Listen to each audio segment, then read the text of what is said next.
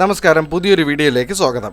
മാധ്യമങ്ങളുടെ അഭിപ്രായ സ്വാതന്ത്ര്യത്തിന്മേൽ ആർക്കും നിയന്ത്രണം ഏർപ്പെടുത്തുവാനാവില്ല എന്ന ഹൈക്കോടതിയുടെ 5 അംഗ ബെഞ്ചിന്റെ നിരീക്ഷണം വലിയൊരു സുപ്രധാന വാർത്തയായി മാറിയിരിക്കുകയാണ്. കഴിഞ്ഞ നാളുകളിൽ മാധ്യമങ്ങൾക്കെതിരെ നടക്കുന്ന നിയന്ത്രണങ്ങളും വാർത്തകളുടെ സത്യാവസ്ഥ ജനങ്ങളിൽ എത്തിക്കുന്നതിലുണ്ടായ അഭിപ്രായ വ്യത്യാസവും തുടരുകയായിരുന്നു. ഇനി എന്താണ് കോടതിയുടെ നിരീക്ഷണമെന്ന് നോക്കാം. ഏതെങ്കിലും ഒരു ഉത്തരവിലൂടെ മാധ്യമങ്ങളുടെ അഭിപ്രായ സ്വാതന്ത്ര്യത്തിനുള്ള അവകാശത്തെ പരിമിതപ്പെടുത്തുവാൻ ഇനിയാകില്ല.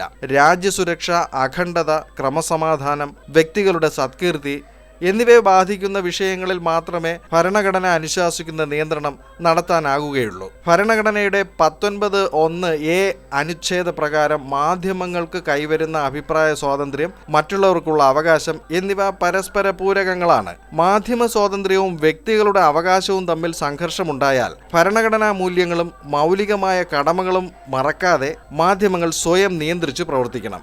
ഏതെങ്കിലും ഒരു കക്ഷി കുറ്റക്കാരനാണെന്നോ നിരപരാധിയാണെന്നോ അഭിപ്രായ പ്രകടനമുണ്ടായാലും അന്തിമ വിധി നിർണ്ണയിക്കുവാനുള്ള അധികാരം കോടതികൾക്കാണ്. വ്യക്തികളുടെ അവകാശങ്ങളിൽ അനാവശ്യ ഇടപെടലുകൾ ഉണ്ടാകുവാനും പാടില്ല. അങ്ങനെ സംഭവിച്ചാൽ വ്യക്തികൾക്ക് കോടതികളെ സമീപിക്കാം. മാധ്യമങ്ങൾ നൽകുന്ന വിവരങ്ങളിലൂടെ ജനങ്ങൾ തങ്ങളുടെ അവകാശങ്ങളെക്കുറിച്ചും കടമകളെക്കുറിച്ചും ബോധവാന്മാരാകുന്നുണ്ട്. വ്യക്തിയുടെ നിയമപരമായ അവകാശങ്ങളെക്കാൾ വലുതാണ് പൊതുതാൽപര്യം സംരക്ഷിക്കുവാൻ മാധ്യമങ്ങൾക്കുള്ള മൗലിക അവകാശം. അന്വേഷണ ഘട്ടത്തിലും വിചാരണ ഘട്ടത്തിലുമുള്ള ക്രിമിനൽ കേസുകൾ റിപ്പോർട്ട് ചെയ്യുന്നതിൽ മാധ്യമങ്ങൾക്ക് പ്രത്യേക നിയന്ത്രണം ആവശ്യമില്ല. മാധ്യമ വിചാരണ നടക്കുന്നില്ലെന്ന് ഉറപ്പിക്കുവാൻ മാധ്യമങ്ങൾ സ്വയം ഒരു അതിര് നിർണ്ണയിക്കണം. തെറ്റായ റിപ്പോർട്ടിംഗ് ക്രിമിനൽ കേസുകളിലെ ന്യായമായ വിചാരണയെ ബാധിക്കുന്നതായിരിക്കും. എന്നാൽ മാധ്യമ സ്വാതന്ത്ര്യം എന്ന് പറയുന്നത് നീതി നിർവഹണത്തിൽ ഇടപെടുവാനുള്ള സ്വാതന്ത്ര്യമല്ല. ഭരണഘടന മാധ്യമങ്ങൾക്ക് ഏർപ്പെടുത്തിയ നിയന്ത്രണങ്ങൾക്കപ്പുറം മറ്റൊരു നിയന്ത്രണത്തിന്റെ ആവശ്യവുമില്ല. കോടതികൾ അന്തിമ ഉത്തരവുകൾ പുറപ്പെടുവിക്കുന്നത് വരെ മാധ്യമങ്ങൾ പ്രതികളുടെ ഫോട്ടോയും വിവരണങ്ങളും പ്രസിദ്ധീകരിക്കുന്നത് വിലക്കണമെന്ന് ആവശ്യപ്പെട്ട് നൽകിയ ഹർജികളും കോടതി തള്ളിക്കളഞ്ഞു. ഈ വിഷയവുമായി ബന്ധപ്പെട്ട് നേരത്തെ കോടതിയിൽ പ്രധാനപ്പെട്ട 3 ഹർജികൾ വന്നിരുന്നു. 2014 ഡിജോ കാപ്പൻ ഫയൽ ചെയ്ത ഹർജിയിൽ കോടതിയുടെ വാക്കാലുള്ള പരാമർശങ്ങൾ റിപ്പോർട്ട് ചെയ്യുന്നത് തടയണമെന്നായിരുന്നു. 2016 മാധ്യമ പ്രവർത്തകരും അഭിഭാഷകരും തമ്മിൽ സംഘർഷമുണ്ടായപ്പോൾ കോടതി സ്വമേധയാ ഒരു ഹർജി എടുത്തിരുന്നു. പബ്ലിക് ഐ എന്ന ട്രസ്റ്റ് ഫയൽ ചെയ്ത ഹർജിയിൽ കോടതി നടപടികൾ റിപ്പോർട്ട് ചെയ്യുന്നതിൽ മാർഗനിർദ്ദേശം പുറപ്പെടുവിക്കണം എന്ന ആവശ്യമുണ്ടായിരുന്നു.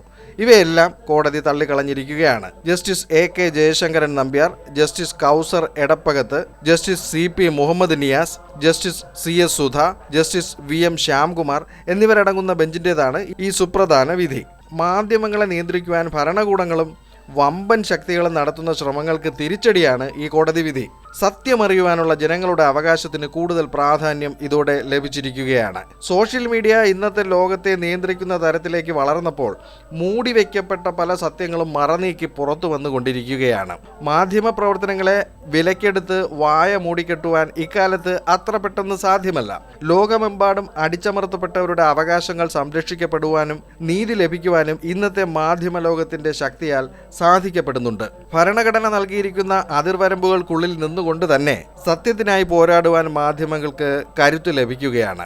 ഓരോ വ്യക്തിയും ഓരോ റിപ്പോർട്ടറായി മാറുന്ന സാഹചര്യത്തിൽ കള്ളനാണയങ്ങൾക്ക് അധികകാലം പിടിച്ചു നിൽക്കുവാനും കഴിയില്ല. വിലക്കെടുത്ത മാധ്യമങ്ങളെ കൊണ്ട് സ്വയം വെള്ളപൂശി രക്ഷപ്പെടുവാനും വമ്പന്മാർക്ക് ഇന്ന് കഴിയില്ല. കോടതിയുടെ ഈ തീരുമാനം കൂടുതൽ സത്യസന്ധതയോടെ പ്രവർത്തിക്കുവാനും സത്യത്തെ പുറത്തു കൊണ്ടുവരുവാനുള്ള ഊർജം നൽകുമെന്ന് തന്നെ പ്രതീക്ഷിക്കുകയാണ്. മറ്റൊരു വീഡിയോയിൽ മറ്റൊരു വിഷയവുമായി വീണ്ടും കാണാം. ചാനൽ സബ്സ്ക്രൈബ് ചെയ്യുക. വീഡിയോയ്ക്ക് ലൈക്ക്, കമൻറ്റ്, ഷെയർ എന്നിവയൊക്കെ നൽകുക.